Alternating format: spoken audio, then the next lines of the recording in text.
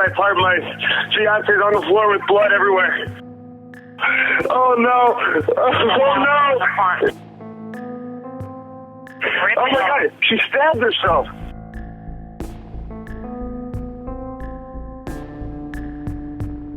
Hello everyone. Thank you for listening to The Crime Room, a true crime podcast about how homicide detectives catch bad guys. I'm Jolene Grace. And I'm Branden. On tonight's episode of The Crime Room, What Happened to Ellen Greenberg, we examine the conflicting evidence, police missteps, and a medical examiner who can't make up his mind. Ellen Greenberg grew up the apple of her parents' eye. They were that close-knit family down the block. Even when Ellen grew up and moved some 2 hours away from her childhood home to the rough city of Philadelphia, Ellen stayed in regular touch with her folks, Josh and Sandra Greenberg. She was their northern star, but their world turned to dark on January 26, 2011, when Ellen's fiancé, Samuel Goldberg, phoned with the worst news of their lives. Their 27-year-old daughter had killed herself. Kill herself? The Greenberg couldn't believe it. And well, you will hear for yourself. Believing it is hard. Very hard. Almost impossible, given the fact that she was stabbed 20 times. Some of her stab wounds were in the back, neck, and head. How? And why? The Greenbergs have been asking, but no one wants to give them any answers that make sense. In fact, they've been shunned away by the city of Philadelphia. Here is what happened to Ellen Greenberg on tonight's Crime Room podcast. If you like this episode and want to hear more, you can download The Crime Room anywhere you get your podcast from. Visit thecrimeroom.com for exclusive crime news. Don't forget to like and subscribe. It helps The Crime Room grow, so we can continue to bring you new and exciting weekly content. Let's talk crime. Let's talk crime. So Ellen Ray Greenberg was a 27-year-old elementary school teacher. She was the daughter of Joshua and Sandra, who goes by Sandy Greenberg. At the time of her death, she was engaged to Sam Goldberg, and they were actively planning their wedding. So let's go back to the night of January 26th, 2011. She was at work when a blizzard hit Philadelphia. It caused her to leave work early, and on her way home to go back to the apartment, she actually stopped to get gas, which is important. We'll discuss it a little bit later. And from what we know after that is through the 911 tapes, is that Sam stated that he went to the apartment gym, which was, later told the police around 4:45 p.m. And then when he came back, he noticed that the front door was locked from the inside. With a latch. With the latch. And from the 911 tapes, he claims, and he made it a point to say it was latched from the inside. And in the meantime, he began texting her phone repeatedly. And the texts really stick out to me. Very aggressive texts. More aggressive as opposed to wondering what's going on. So he starts off with, hello, open the door, what are you doing? I'm getting pissed. Hello, you better have an excuse. What the F? You have no idea. I don't know if these are the texts you want to send your fiancé if things are hunky-dory in your relationship. Even if the door is latched from the inside, wouldn't you be worried that something has happened, or maybe just think, oh, she's taking a nap? To me, those text messages read with a very angry voice, especially when he says, you better have an excuse, or what? Right, essentially he's saying, you're going to pay for this. Yeah. It also plays to me as he's almost making these things up purposely to sound like he's upset.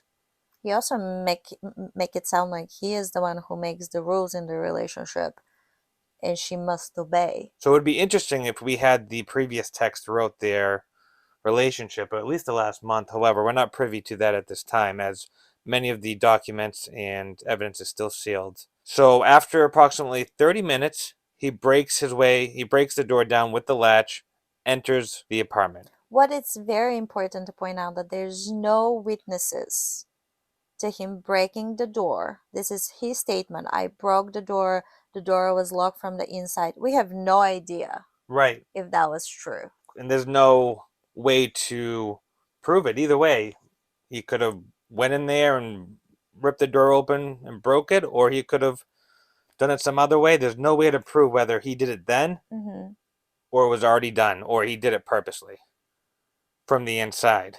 That's an excellent point. So either way, he claims to have found her with her head resting, her upper body and head resting against some kitchen cabinets. All right, after he finds her, he then calls 911 and he's speaking to the dispatcher. During the conversation, he says, I just walked in on my fiancé with blood everywhere. Where? She fell with a knife. Oh, no, her knife's sticking out. Her what? There's a knife sticking out of her heart. Oh, she stabbed herself? I guess so. I don't know where she fell on it. I don't know. Okay, well, don't touch it. Okay, so I just let her here now. I mean, what do I do? No, I mean, you can't. If the knife is in her chest, it's going to be kind of hard for you to do CPR at this time. Oh, no. Oh, my goodness. Okay. Police, which operator? 277. Is someone coming here? Yes, they are. You said 4601 Flat Rock, right? Yes. Okay, someone's on the way. And the knife is still inside? Wait, so what? The knife is still inside of her? Yes, I didn't take it out. Was it her chest or what area? It's in It's in her chest. It looks like it's right in her heart. As he's talking with the dispatcher, he says, I can't see anything. He says, nothing is broken. She may have slipped. And as they continue to talk, the dispatcher asks him to perform CPR on her and to remove her shirt. As he's quote-unquote removing the shirt, he says it's a zipper, and he says, oh my gosh, she stabbed herself. In the heart.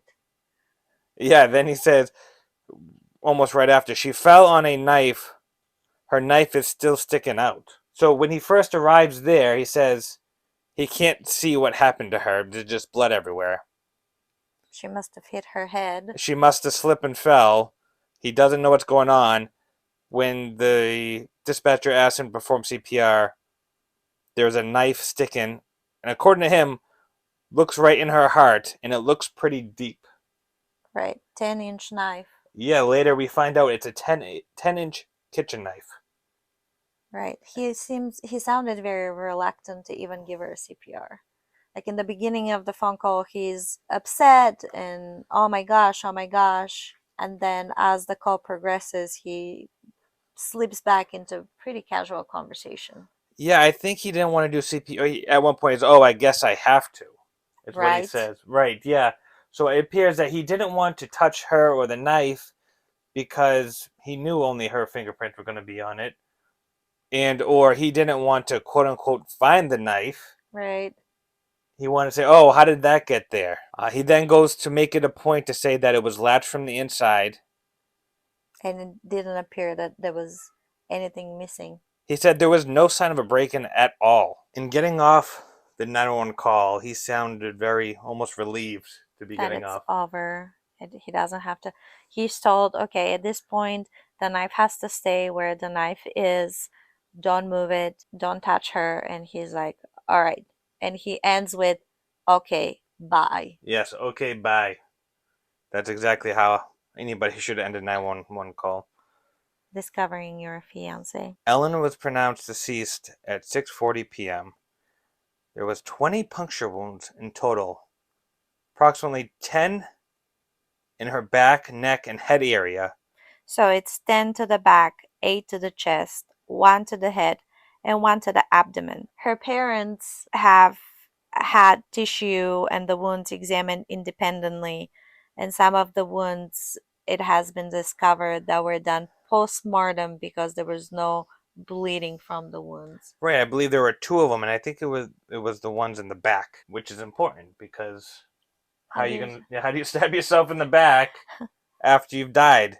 Not only that, but one of the ones in the back was in her spine, and it would have practically paralyzed her. Right. So how would she get the last one to her chest? But we're getting ahead of ourselves. Let's rewind a little bit. She is pronounced dead when police arrives. Her body is picked up It's gonna be an autopsy is gonna be done by the city medical examiner. And here is where things begin to take a turn for the worse for Ellen and her parents. Yeah, and so police treat it as a suicide. They say because there was no defensive wounds on her, which could easily be disputed if her hands were held, Or blitz attack. or a blitz attack, or something. You Start surprised from the her. back, hit the Yeah. front. I mean, there's a variety of ways in which she could have been attacked without having If she was defensive abused, wounds. maybe she was used to it and she didn't just defend herself. So there was no suicide note.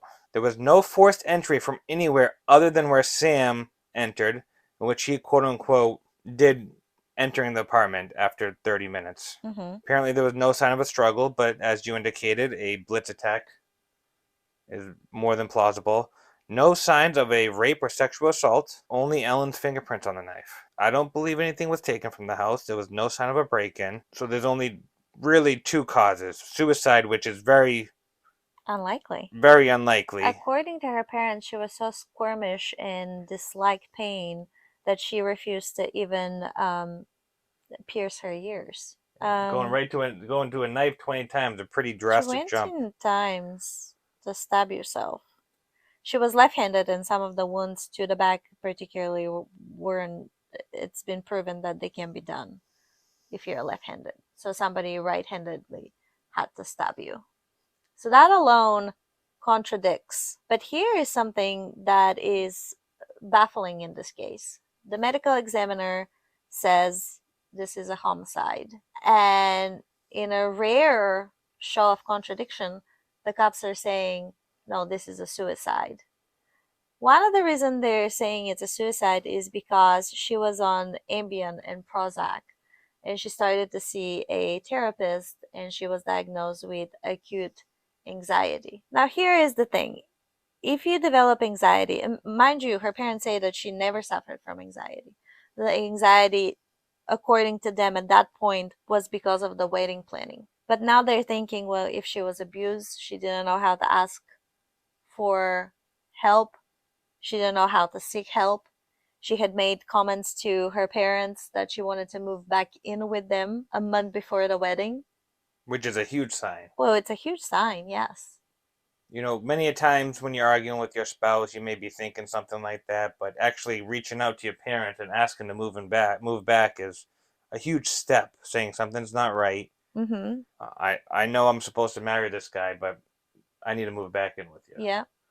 So it might have been one of those where you just don't know what to do when you're abused, especially if this is the first time in your life somebody is exerting that amount of control of everything that you do.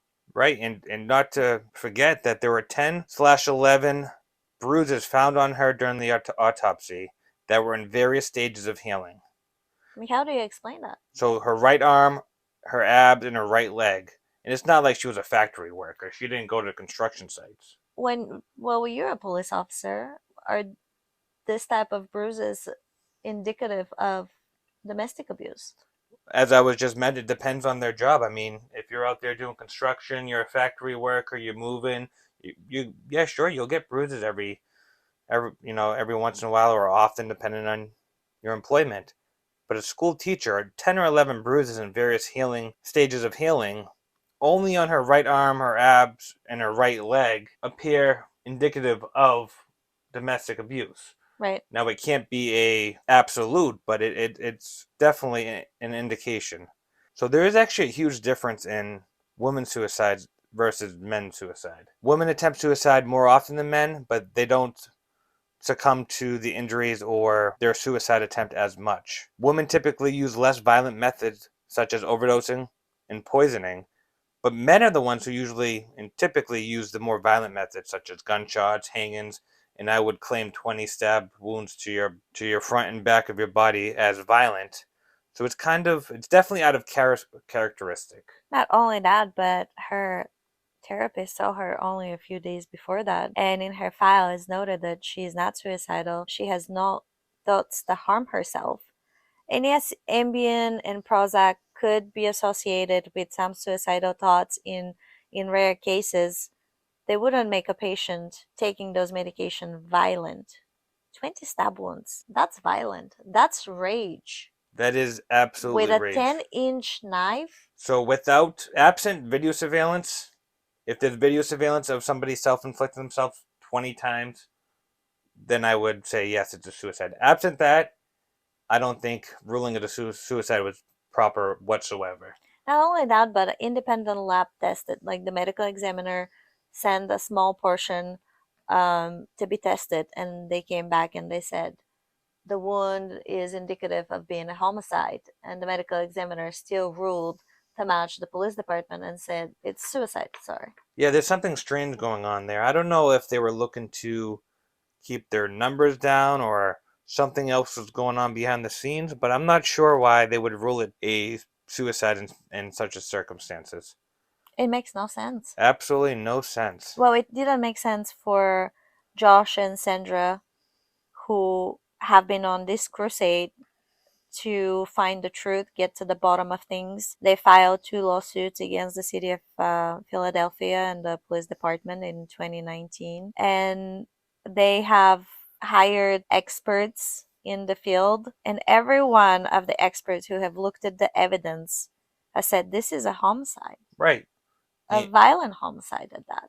And it's important to include that Sam has never spoken publicly about this. It's only her parents pushing for all this. The truth. The truth. And interestingly enough, so back in 2021, a Philadelphia judge ruled to allow the case to go to civil court.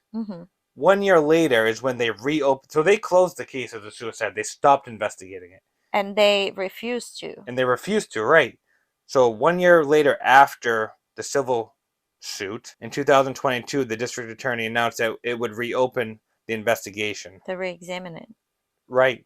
And I believe the reason for this, and the only reason for this, is they know it was wrong. It appears that they are only doing it to minimize their liability. The only evidence that I see, and I'm not sure if the police even properly looked into it or investigated it, is the fact that Sam did not have any wounds on his body matching that of a knife. Typically with a knife, such as a kitchen knife, which doesn't have any protective barrier for your hand, when you are stabbing or doing something in that motion, you would get some sort of cut or wound on your hand, especially if it was as vigorous as 20 wounds to the front and back. So they do say that some of the wounds were superficial. They weren't like full force. Right. But whoever killed her, because this is a murder, this is not a suicide. For 10, 11 years, however many years has been, someone's walking around and justice hasn't come for him yet. I don't know what the police department was thinking and why they decided to rule it suicide. It feels to me the medical examiner felt pressured to change their ruling because homicide makes the only sense. The only sense. And it appears to be a passion killing or a heat in the moment killing, because the person who did it, who could have been Sam, was clearly upset over something. In rage. Maybe she said that she was leaving, she has had enough. Maybe she was moving back in with her parents. She definitely made that statement that she wanted that to happen. It doesn't sound like they were particularly happy, or she wasn't particularly happy. It sounded more as though she was starting to be afraid, and maybe she was starting to be brave and trying to get some power back. Right. Some of her freedom back. And abusers, domestic abusers, usually don't take very well when you want your independence, when you want to walk away. You know, they thrive on control, and when that control is, they're no longer in control, then they would escalate from verbal abuse to physical abuse. It appears that there was already physical abuse, and it wasn't working, so he escalated more and more, and eventually resulted in him killing her. Just going back to that 911 tape, he's there. Before he even looks around, he says none of her bones are broken, but he doesn't know what's going on. He doesn't know how she's hurt. How does he know there's no bones broken? You go back to, was there a break-in? No, none at all. How does he know? She fell on the knife. Yeah, none of it makes sense. How do you fall on a knife and impale it in your chest? It appears that he's trying to create a story, control the narrative. impart on the dispatcher, the police, hey, this is self-inflicted. She did this. She may have fell. Oh, she stabbed herself. Himself Yes. of any wrongdoing. The phone call has that feel of him controlling the narrative, already planting the seed of, I didn't do anything wrong. This is not on me. I'm this innocent person, very worried about my fiancé. In fact, I'm the hero. I broke down the door. I was ready to face danger and save her. Oh, but by the way, do I have to perform CPR? right. I guess I have to. Right? Are you coming? He repeatedly is asking if they're on their way and how far away they are and whatnot. I'm okay with the mask and how far away they are, but the manner in which he was doing it was not, in my opinion, appropriate. Maybe rehearsed. Yes, more monotone than anything else. I still can't get over the fact that you don't see a 10-inch kitchen knife sticking out of your loved one's chest. No, it doesn't make any sense. No sense. That's the big kicker here. Because when you listen to the call, the dispatcher asked him twice, if not 3 times, is she laying flat on her back? And he says yes. At that point, yeah, how do you not see a knife? You have to see the knife sticking out, and he doesn't. Oh, I can't take her zipper. She's wearing a shirt with a zipper and I can't take it off. Oh, wait, there's a knife in her heart. Right, and the knife would have had to have been on the outside. We don't have photos of the incident, but it would have had to have been on the outside of the shirt, because it wouldn't be possible to have all these wounds within the shirt and then dress yourself after. It was a bloody crime scene. Yes. Ellen Greenberg lost her life senselessly. And in my opinion, and that's my own opinion, her killer walked away scotch-free. That is also my opinion. But I think he, and I do believe it to be Sam, with the information presented to us, I fully believe it to be Sam at this point. I don't see any other plausible explanation. What do you think? Share your opinion, thoughts, and comments with us. You list them down below in the comment section. You can always head out to our website, thecrimeroom.com, and leave us a comment there too. We like hearing from you. Join the conversation. Thanks for listening to tonight's episode of The Crime Room. What happened to Ellen Greenberg? Till the next time.